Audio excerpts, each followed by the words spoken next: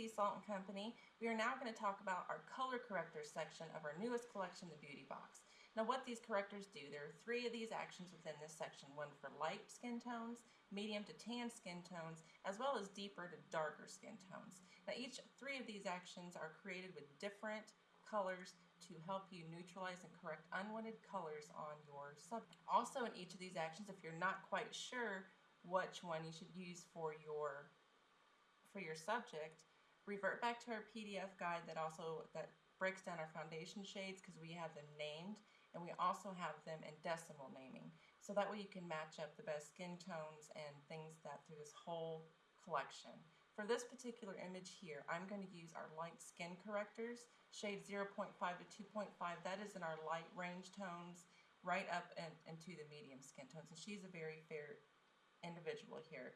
So what I really want to correct, kind of tone down, is this redness on the cheeks, as well as those dark circles underneath the eyes. We do have an action that we will get to later in another section, Bye Bye Under Eye, which will help under eyes as well.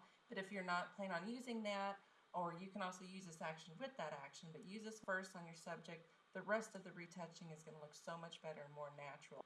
When you play this action, you're going to get a pop-up box that talks about this action and how to use it and what it's for. After you have ran this action, you will notice there's 5 adjustment layers within it with black layer mask.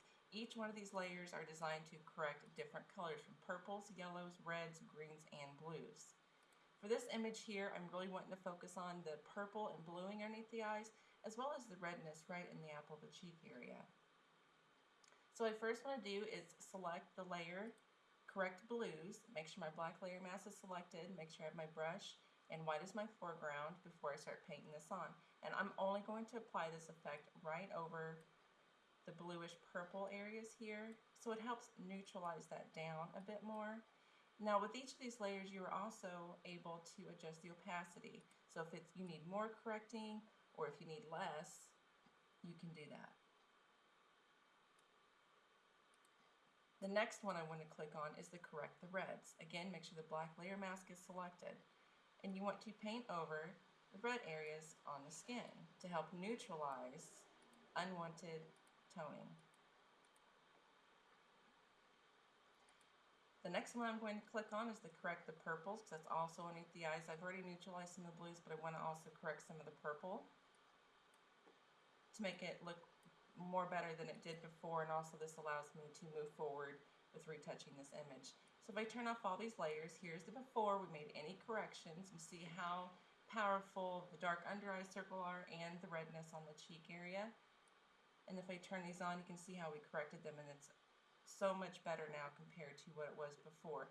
And this really works best if you need to correct toning. Run these actions before you do our airbrush and foundation, so you can really target the skin tone a lot better when you choose foundation shades. So if you need to do correcting first, do the color correctors first. And that is it for this section. Thank you for watching.